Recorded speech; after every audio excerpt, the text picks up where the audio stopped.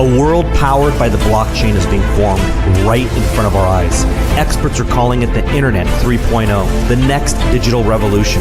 It's leaving many investors and even institutions looking for a path to take an early position in this massive opportunity. Bitcoin, Ethereum, Ripple, Dash, it's all speculation at this point. But what is certain is that the most profitable businesses for cryptocurrency and the blockchain is in the actual creation of these coins. This is why some of the top early adopters of Bitcoin, blockchain miners, fund managers, and even billionaires have come together to create a new vehicle to invest in the blockchain core itself. Get immediate access to this new company by going to crushthestreet.com/Bitcoin. Hello, everyone, and welcome in to crushthestreet.com. I'm Kenneth Amaduri, and I'm joined today with a returning guest, Bitcoin Charlie of EasyCryptocurrency.com. And, you know, he was on the show not that long ago saying that Bitcoin will be the future. Of course, Bitcoin was much, much lower when we had this conversation last. And the credibility, it's there. It's factual. You can see what's happened in the cryptocurrency space. It's caught on in a very large way. So I'm happy to have him on. He's an entrepreneur and founder of Easy Bitcoin for Beginners course and runs the website easycryptocurrency.com. Charlie, Bitcoin Charlie, thanks for coming on Crush the Street with me today. Well, thank you for having me again. You know, Charlie, I would have to say that you've been very much right. In my intro, I alluded to that. But we're in a new environment now. It feels like a new environment with Bitcoin correcting, and it's actually under $10,000 at the moment. And maybe it's losing some of that steam. And, you know, this is very much a temporary sort of reaction. I mean, you really can't look at something and judge it for what it's done in a week or a few weeks or even a month. But given the current environment, what are your general thoughts on Bitcoin at the moment? Well, I'm still very positive on Bitcoin. It was like a year ago this month that Bitcoin was trading at $1,000, and a lot of the people were saying, well, it may not last this long. And I was kind of sitting on the opposite side of the fence when I got involved with Bitcoin, because I thought, well, this is the future of money, because I could see the writing was on the wall. I posted on one of my personal blogs way back in 08, 09, right after we had the big economic downturn, that I was looking for a better answer, maybe other than gold and silver, to maybe offset some of our financial stresses we might have, in the fact that we would need something better as a currency to help ourselves. Well, lo and behold, Bitcoin came along, and here just in this last year, it's gone from $1,000 a Bitcoin to now, yeah, it's had a huge correction, but we're still looking at $10,000 a Bitcoin, and that's 1,000% return just in 1 year. So that's a pretty incredible gain, in my opinion. So one of the things that has been an issue for Bitcoin, and it's a benefit to its competitors, have been the rising transaction fees. And they've been collapsing over the last few weeks significantly. And I'm just wondering, are you privy to what's going on behind the scenes and why we are seeing the Bitcoin transaction fees fall? Well, I think one of the things for the reason for the fall is they're getting a lot of competition from other coins. And I would say coins is in the world of currency coins like Litecoin, Bitcoin Cash. I mean, these two coins are already starting to come on. I have a very, very positive outlook on Litecoin, as I always have. And I think Litecoin's probably going to make some big announcements here maybe in the next 6 months that might kind of set the standards. And if you've ever used Litecoin, it is incredibly fast. I prefer using Litecoin to any other coin right now, just because the transactions are so fast, the fees are incredibly low.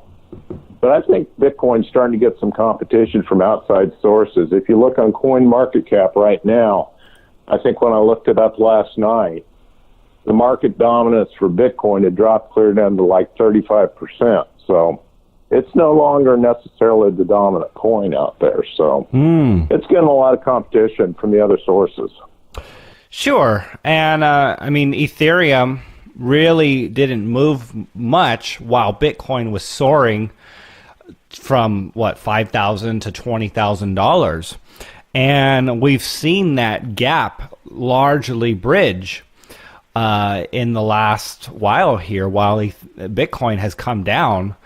Ethereum's $1,100 at the moment, and of course, that's a big deal. That's a big deal. I mean, Ethereum's market cap is 108 billion. Bitcoin's market cap is 158 billion. So, just seeing the fact that Bitcoin has lost some of its dominance, it's making people wonder, and it's making people accept the possibility that something else might come around and overtake it. As much as we don't want to hear that, the possibility is certainly there.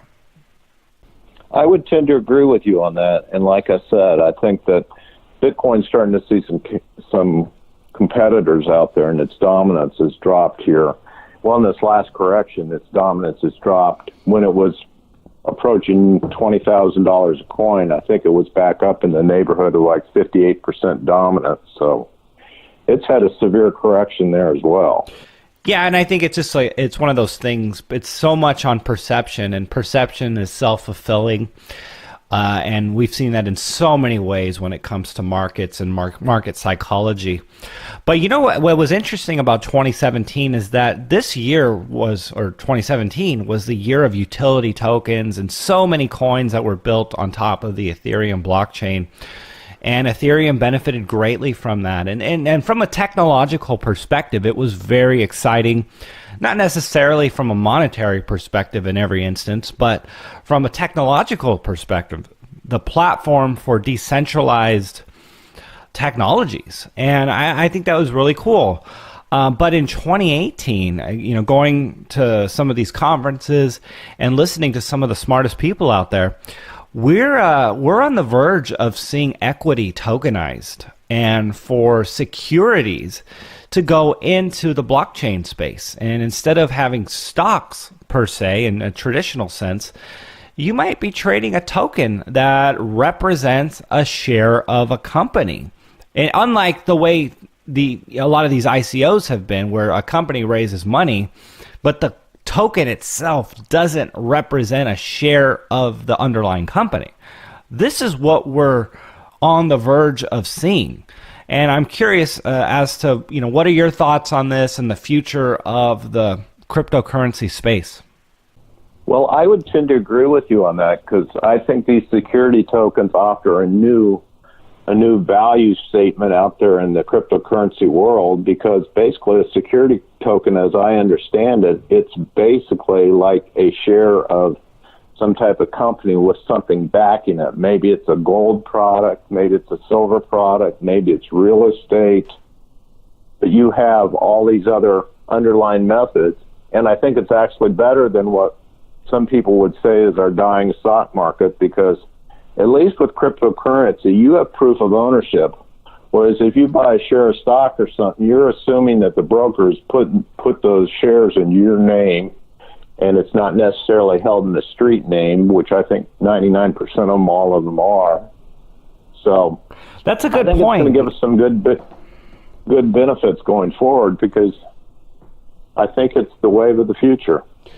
Yeah, that's a good point. I mean, Bitcoin itself and some of these really decentralized cryptocurrencies, those can't be stopped, and they have their value based on being a monetary tool.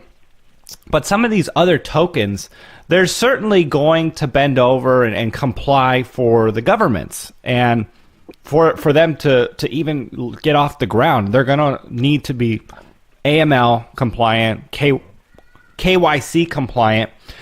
And it almost makes you wonder, is there a need for something else that gives the government all of the information and complies by all of their rules and regulations, when the cryptocurrency space was birthed out of this decentralized libertarian freedom environment.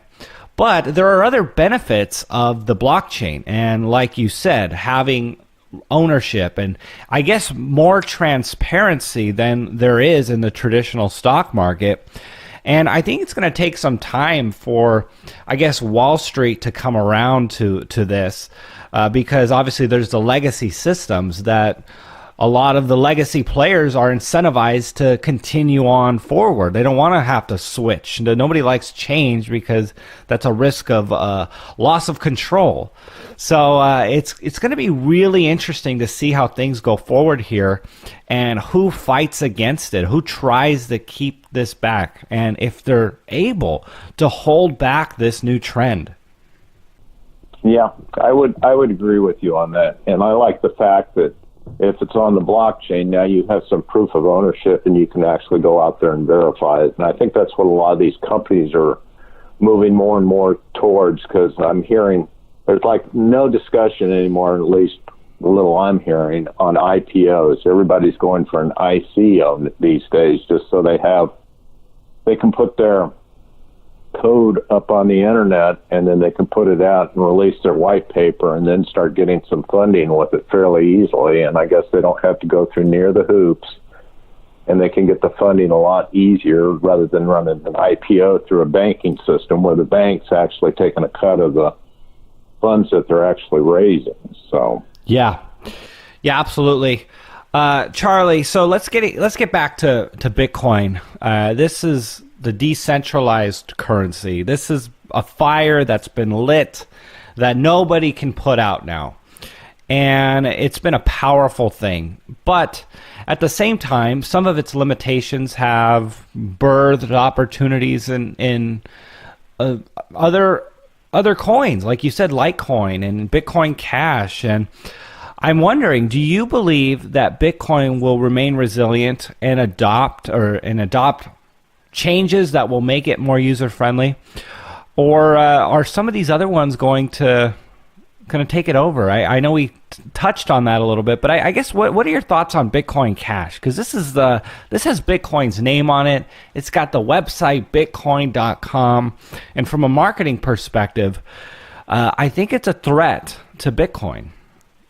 I would tend to agree with you. Bitcoin has been very slow to adopt, and they seem to be focusing on more of a long-term security and a buy and hold mentality, and their fees have been incredibly high, like you were talking about, and they haven't been willing to adapt to the world that is coming right before them. So I think, I would say Bitcoin Cash, if they can keep doing what they're doing now, they can probably take over some more of that market share. And as I'm seeing it, Bitcoin may just be more so of a long-term hold. You don't use it for day-to-day transactions.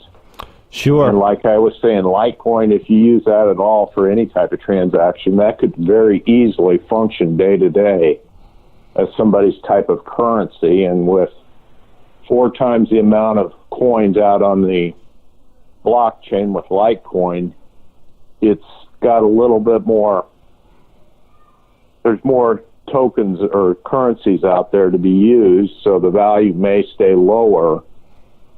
And I think that going forward, it wouldn't be hard for Bitcoin to adapt a piece of software. Somebody could adopt a piece of software if they could come together and put it out there, and it could become the new cash currency, today or tomorrow. But with all of the internal struggles that they're having right now, I don't foresee that probably happening anytime in the near future.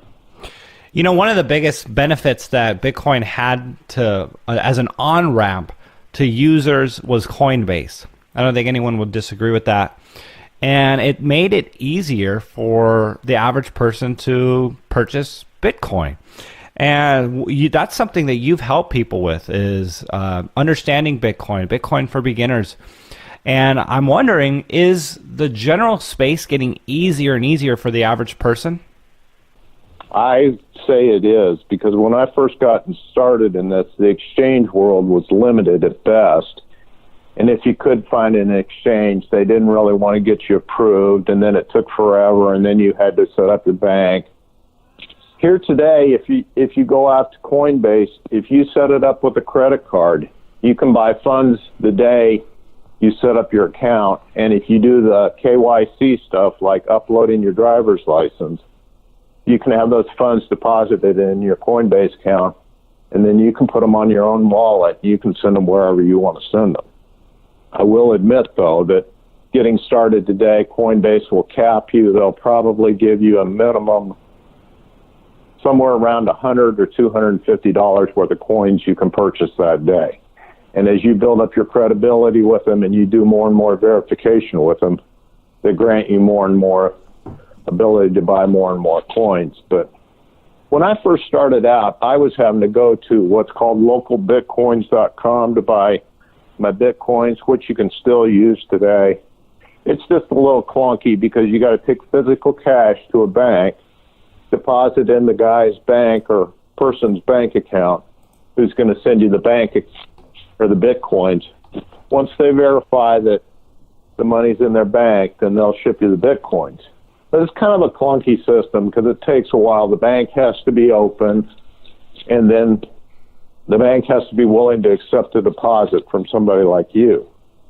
And right now, Chase Bank has already blocked any type of banks taking deposits from strangers. So I think they're trying to get more compliant with the KYC stuff you're talking about. So I think, yeah, it's gotten quite a bit easier because Coinbase, if you go on there and set up an account, it makes it pretty easy to buy in whatever amount of Bitcoin you want, or Litecoin or Bitcoin Cash or Ethereum. They offer 4 coins right now.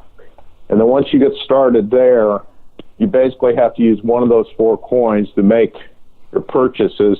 Then you can take those coins and go out to other exchanges and trade those coins for other coins that you may want to purchase.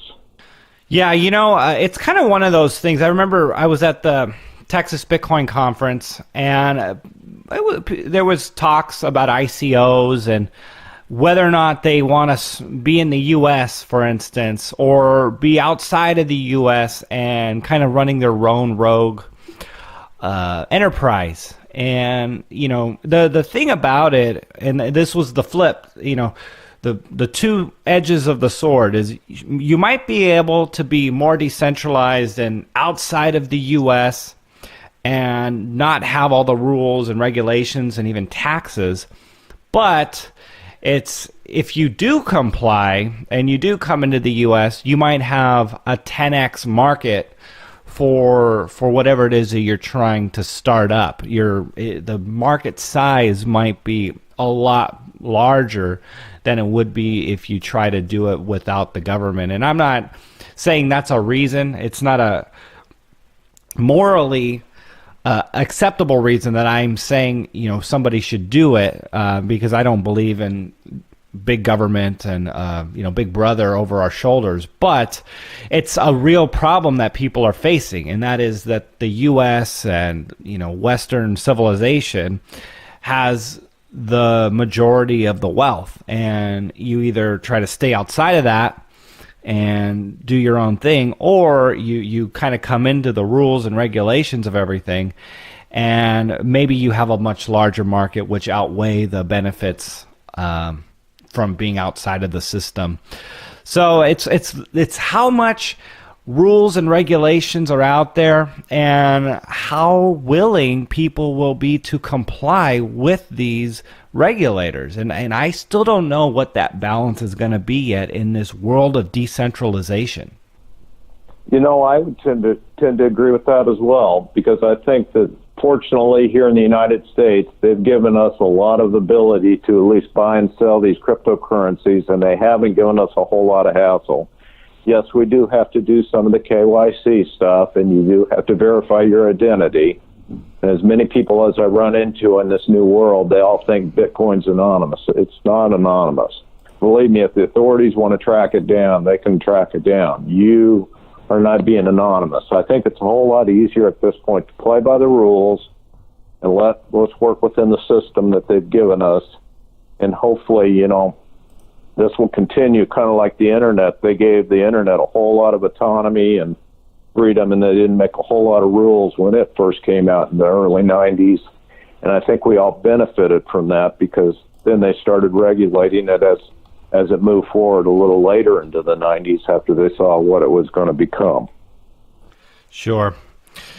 Yeah, Charlie, I tend to agree with you, and I think it's still an unfolding landscape, and a lot of these projects and on-ramps to cryptocurrency, it's like the frontier, and many people have said it. You know, if you're the first one through the door, you might get shot, but the opportunity that exists here is absolutely astounding. And you know, you have some of the smartest people in the world incentivized financially to come up with something big to offer society here in 2018. And I think it's so exciting. It's super exciting to see what is happening. And I think people should embrace technology, embrace new information, because I think information in the 21st century is a commodity. And the more of it you have, the smarter you are, the better you are financially, and more prepared you are for the future, because things are changing at a very, very fast rate, and I think it's important to be in front of these trends. So Bitcoin Charlie, everyone. Charlie, if people want to learn more about you and your websites and the content that you put out, please share with everyone where they can find you, and also share some closing thoughts as well. Okay. Anybody wants to get started in this new exciting space, I would highly encourage you to do so. Don't invest a lot of money here if you don't understand it, but do maybe take a small gamble and invest a small amount. I'm not a financial advisor nor a consultant, so what I'm saying here is just based on my own beliefs. But my website is easycryptocurrency.com. You can get all the information you need today to get started on this great new exciting trend. And just to give you a couple stats here, in 2017, we averaged at Coinbase averaged about 25,000 users a day they were opening up new accounts to. Towards the end of the year, it was up to 100,000 a day. Now in 2018, just in the month of January, Coinbase new accounts have spiked to 300,000 a day. And it's not just happening at Coinbase. Over Binance, that's another exchange. It's outside of the U.S. They had 240,000 applicants in 1 hour. So this space is really starting to explode, and I think we're at that very beginning leg of the curve that's going to really do the hockey stick ramp upwards, because we just got all kinds of users now starting to move into this space. I think it's going to be a really, really exciting time going forward. Yeah, you know, and we're seeing a lot of small retail people, you know, like you and I come into the space in a large degree, but we really haven't seen the big money enter the space. But that's kind of the cool thing about cryptocurrencies. Yep. is there's no barrier for the average person to get into this. Actually, there's been a large barrier for the big money because they have their rules and regulations, but as soon as we start to see that in a big way, that's the next wave up. And I mean, we're looking at a $500 million market cap across cryptocurrencies. We're going to easily see that go into the $1 trillion range. I think that can happen sooner rather than later. But having said that, Bitcoin Charlie, thanks for coming on CrushTheStreet.com with me today. Thank you for having me again.